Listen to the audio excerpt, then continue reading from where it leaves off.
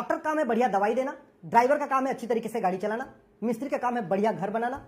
वैसे संविधान की शपथ लेने वाले सांसद, विधायक, मंत्री का काम है बढ़िया बढ़िया नियम कानून बनाना, भारत की जो समस्या है उसके मूल कारण को समझना, उसके अस्थायी समाधान करना। संविधान की शपथ लेने वालों का मूल कर्तव्य है कि सबसे पहले वो स्वतंत्र भारत बनाए। 75 साल हो गए, भारत स्वतंत्र नहीं हुआ।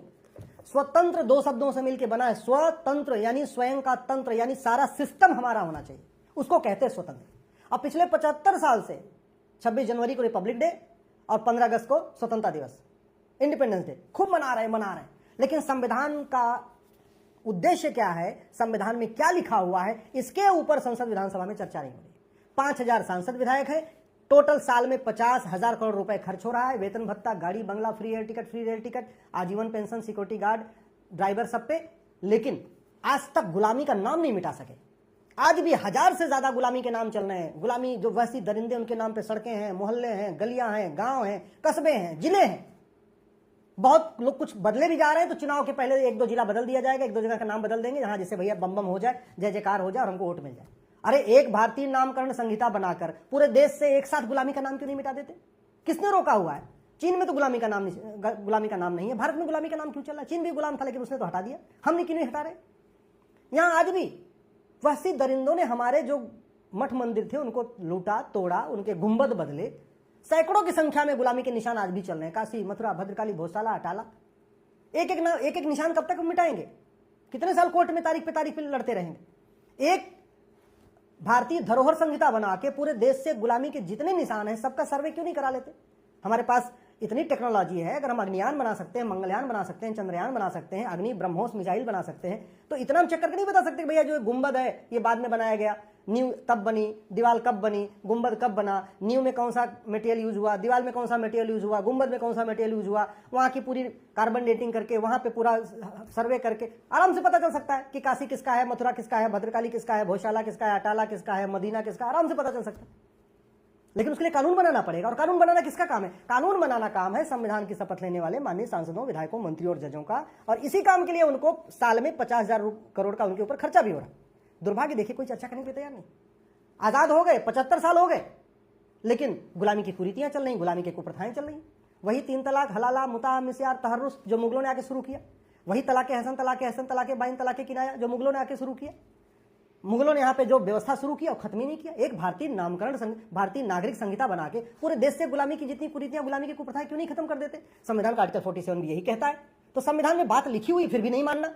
संविधान की शपथ लेके वेतन भत्ता, गाड़ी बंगला लेना है, संविधान की शपथ लेके फ्री एयर टिकट, आजीवन पेंशन लेना है, मुफ्त में ड्राइवर लेना है, सिक्योरिटी लेना, सब लेना है, लेकिन संविधान में लिखी हुई बात के ऊपर संसद और विधानसभा में चर्चा नहीं करना। मैं इसलिए कह रहा हूं ये बहुत गंभीर मामला है। अब आम जनता को, खासतौर पे युवाओं को इस बात को समझना पड़ेगा कि धोखा कैसे हो रहा है। भारत में मुगल चले गए, 1000 मदरसा खोले थे, 3.5 लाख मदरसे खुल गए। अरे जब मुगल चले गए फिर मदरसा क्यों चलना चाहिए भैया भारत में? जब यहाँ अंग्रेज चले गए फिर कॉन्वेंट मॉन्टेसरी क्यों चलना चाहिए? और अंग्रेजों के आने के पहले यहाँ 7 लाख से ज्यादा गुरुकुल वैदिक स्कूल थे, अब तो 7,000 भी नहीं बचे। जब मुगल चले गए तो मदरसा क्यों, जब अंग्रेज चले गए तो कॉन्वेंट मॉन्टेसरी क्यों? हमें one nation one education board क्यों नहीं बना देते? वन नेशन वन सिलेबस क्यों नहीं लागू कर देते? वन नेशन वन करिकुलम क्यों नहीं लागू करते? ऐसी व्यवस्था क्यों नहीं करते जो 10वीं 12वीं पढ़ाया जाएगा वही इंट्रेंस एग्जाम में पूछा जाएगा, जो इंट्रेंस एग्जाम में पूछा जाएगा वही 10वीं 12वीं में पढ़ाया जाएगा? ये कोचिंग माफियाओं के दबाव में पूरे सिस्टम को हमने क्यों तहस नहस कर रखा है? कोचिंग माफियाओं ने ऐसा सिस्टम बना दिया कि जो इंजीनियरिंग के एग्जाम में, जो मेडिकल के एग्जाम में, जो जेई में, जो आईआईटी में, जो एनडीए में, जो क्लैट में, जो आईएएस में पूछा जाएगा वो पढ़ाया नहीं जाएगा, जो पढ़ाया जाएगा वो पूछा नहीं जाएगा। लोगों को मजबूर किया जा रहा है कि वो कोचिंग करें। अगर वन नेशन वन टैक्स हो सकता है तो वन नेशन वन सिलेबस क्यों नहीं हो सकता? अगर one nation one railway board हो सकता है तो one nation one education board क्यों नहीं हो सकता? क्या दिक्कत हुई है? ये राइट टू एजुकेशन में एक शब्द जोड़ने की, इक्वल जोड़ दे, राइट टू इक्वल एजुकेशन हो जाएगा, बात खत्म हो गई, समान शिक्षा लागू हो जाएगी। भारत का संविधान भी कहता है कि सबको समान अवसर मिलना चाहिए। समान अवसर तब मिलेगा जब समान शिक्षा लागू होगी। 5000 सांसद विधायक हैं, इनके ऊपर 50,000 करोड़ रुपए साल में खर्च हो रहा है, लेकिन कोई ये नहीं कह रहा है हाँ यूनिफॉर्म एजुकेशन सिस्टम लागू करो, समान शिक्षा लागू करो और भारत में जिससे सबको समान अवसर मिल सके। भारत में वही चिकित्सा व्यवस्था जो अंग्रेजों ने यहां शुरू किया। दुनिया कहते नहीं prevention is better than cure. हमारी जो चिकित्सा व्यवस्था है वो प्रिवेंशन करती है, जो विदेशी चिकित्सा व्यवस्था है वो क्योर करती है। हमारी चिकित्सा व्यवस्था ऐसी है कि एक बीमारी का इलाज करो तो 4 बीमारियां अपने आप ठीक हो जाती हैं। विदेशी चिकित्सा व्यवस्था में एक बीमारी का इलाज करो तो दवाई के साइड इफेक्ट से 4 और नई बीमारियां हो जाती। इतना सब कुछ है, इसके बावजूद हमारे आयुष जो हमारा सिस्टम है उसके साथ आज भी सौतेला व्यवहार हो रहा है। आयुष्मान कार्ड है लेकिन आयुष उसमें है ही नहीं, केवल मान है, आयुष पे लागू नहीं होता। आयुष्मान कार्ड लेके जाइए, विदेशी चिकित्सा व्यवस्था में इलाज कराइए, वो कार्ड काम करेगा। आप नेचुरोपैथी में जाइए, आयुर्वेद में जाइए, बाकी चीजों से इलाज कराइए, वो कार्ड काम ही नहीं करता। आज भी जो हेल्थ का बजट है वो 90% बजट विदेशी की चिकित्सा के ऊपर खर्च हो रहा है। जो भारत की चिकित्सा है, योग, प्राणायाम, नेचुरोपैथी, आयुर्वेद, उसके ऊपर 10% भी बजट खर्च नहीं हो रहा। हम केवल जो विदेशी चिकित्सा के डॉक्टर हैं उन्हीं को हम डॉक्टर मान रहे हैं। जो हमारे वैद्य हैं, जो हमारे आयुर्वेद के लोग हैं, जो हमारे नेचुरोपैथी के लोग, उनको हम ठीक से डॉक्टर मानने के लिए तैयार नहीं। उनके वेतन में अंतर है, उनकी पेंशन में अंतर है, उनकी सर्विस कंडीशन में अंतर है, उनको हम गजेटेड ऑफिसर का दर्जा देने के लिए तैयार नहीं। ये गुलामी की चिकित्सा व्यवस्था कब बदलेगी?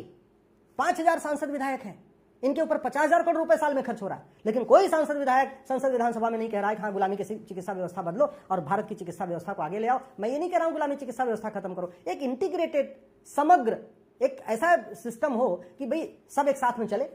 अगर जिस बीमारी का इलाज 1-2 पॉइंट दबा के हो सकता है, जिस बीमारी का इलाज योग करने से हो सकता है, जिस बीमारी का इलाज जल चिकित्सा से हो सकता है, जिस बीमारी का इलाज सूर्य चिकित्सा से हो सकता है, जिस बीमारी का इलाज नाड़ी चिकित्सा से हो सकता है, जिस बीमारी का इलाज कुछ व्रत चिकित्सा से हो सकता है, आहार चिकित्सा से हो सकता है, उसके लिए सिंथेटिक ड्रग क्यों खाना? इतनी सिंपल सी बात है।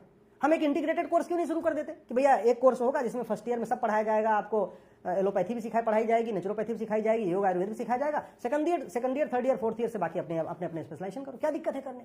या 4 साल का इंटीग्रेटेड कोर्स हो जाएगा, बाद में जिसको करना वो पीजी में जाए, अपना स्पेशलाइजेशन करे, ये भी शुरू कर सकते हैं। ये कौन बदलेगा? ये बदलेंगे सांसद, विधायक, मंत्री और जज। ये तब बदला जाएगा जब आवाज उठेगी संसद विधानसभा में। दुर्भाग्य बस उठ ही नहीं रहा है। भारत में आज भी वही 1861 का पुलिस एक्ट चल रहा है, जिसका उपयोग करके जलियांवाला बाग में गोली चलाई गई थी, जिसका उपयोग जो कानून अंग्रेजों ने बनाया था यहाँ पे मंगल पांडे के विद्रोह को दबाने के लिए। 1857 में मंगल पांडे जी ने विद्रोह किया, उसके बाद वहां पे लॉ कमीशन बनाया गया, 1860 में इंडियन पिनल कोड बना, 1861 में पुलिस एक्ट बना। और वो बनाया गया था कि भारत के लोग जो स्वतंत्रता संग्राम चाहते हैं, इनको पकड़ो, इनको मारो, इनको पीटो। हद हो गई भाई। एक हम नया भारतीय पुलिस संहिता नहीं बना सकते क्या? एक हम नया पुलिस चार्टर नहीं बना सकते क्या? एक पुलिस की रिस्पॉन्सिबिलिटी, अकाउंटेबिलिटी तय नहीं कर सकते क्या? हम पुलिस को स्वतंत्र और निष्पक्ष क्यों नहीं बनाना चाहते? हम पुलिस को सत्ता का गुलाम क्यों बना के रखना चाहते हैं? पुलिस को जो वेतन भत्ता मिलता है वो जनता की सेवा के लिए मिलता है, नेताओं की सेवा के लिए नहीं। वो नेताओं के सारे पे क्यों काम करे? वो स्वतंत्र निष्पक्ष होकर काम करे, जैसे अमेरिका में करती है, रूस में करती है, चीन में करती है, जापान में करती है, सिंगापुर में करती है। क्या हम कानून नहीं बना सकते? लेकिन ये तब बनेगा ना जब ये 5000 सांसद विधायक संसद विधानसभा में आवाज उठाए। वो उठा ही नहीं रहे तो कानून क्यों बदलेगा? वही गुलामी की न्यायिक व्यवस्था आज भी चल रही है, वही गुलामी की तरीके के ड्रेस, वही गुलामी की तरीके की कोट, वही गुलामी वाला गाउन, वही गुलामी वाला सिस्टम, वही गुलामी वाला सब व्यवस्था। अरे 75 साल बीत चुके, अगर गुलामी की न्याय व्यवस्था अब नहीं बदलेगी तो कब बदलेगी? लेकिन बदलेगी तब जब ये हमारे 5000 सांसद विधायक आवाज उठाएंगे। वो तो उठा ही नहीं रहे। वही प्रशासनिक व्यवस्था गुलामी वाली चल रही, वही चुनाव व्यवस्था गुलामी वाली चल रही, वही व्यापार व्यवस्था गुलामी वाली चल रही, टैक्स व्यवस्था गुलामी वाली चल रही। व्यापार के नाम पे फुहरता फैलाई जा रही है, अश्लीलता फैलाई जा रही है। व्यापार के नाम पे हुक्का बार, बियर बार, डांस बार, सट्टा बार, कैसीनो खुलवा रहे हैं। हम भारत को बर्बादी की तरफ ले जा रहे हैं या भारत को हम वास्तव में दोबारा फिर से हम उसके वैभव को तरफ ले जाना चाह रहे हैं? ये व्यवस्था तभी बदलेगी जब ये हमारे माननीय 5000 सांसद विधायक मंत्री सच को बोलना शुरू करेंगे, सच लिखना शुरू करेंगे, संसद विधानसभा में आवाज उठाएंगे। ये जो 5000 सांसद विधायक मंत्री हैं, इन्होंने संविधान की शपथ लिया है कि हम एक भारत श्रेष्ठ भारत बनाएंगे, हम एक विकसित भारत बनाएंगे, हम एक सुरक्षित भारत बनाएंगे, हम लोगों को न्याय देंगे। 5 करोड़ मुकदमों के कारण 5 करोड़ परिवार टेंशन में, एक परिवार में 7 आदमी मानिए तो 35 करोड़ भारतीय टेंशन में। जस्टिस विद इन ईयर के ऊपर कोई सांसद विधायक मंत्री बात करने के लिए तैयार नहीं, जबकि जस्टिस विद इन ईयर हो सकता है। फर्जी शिकायत, फर्जी जांच, फर्जी गवाही, फर्जी एफिडेविट, ये जो फर्जीवाड़ा, इसको अगर रोक दिया जाए, इसके खिलाफ कठोर कानून बना दें ऑस्ट्रेलिया जैसा, फर्जीवाड़ा रुक जाएगा, फटाफट मुकदमे हो जाएंगे। दुनिया के कई देशों में 6-6 महीने के अंदर फैसला होता है, हमारे देश में कह रहा 6 महीने नहीं, अरे साल भर के अंदर कर दो। भारत में तो पहले जस्टिस विद इन डे होता था, 1 दिन के अंदर फैसला होता था। जस्टिस विद इन आवर होता था, 1 घंटे में फैसला होता था। जस्टिस विद इन वीक होता था, 1 सप्ताह में फैसला होता था। जस्टिस विद इन मंथ होता था, जो बहुत कॉम्प्लिकेटेड केस हो 1 महीने चलता था। हम कह रहे हैं जस्टिस विद इन मंथ नहीं, जस्टिस विद इन ईयर ही सही। लागू तो करो, चर्चा तो करो, लेकिन चर्चा नहीं हो रही। जब चर्चा नहीं हो रही तो व्यवस्था कैसे बदलेगी?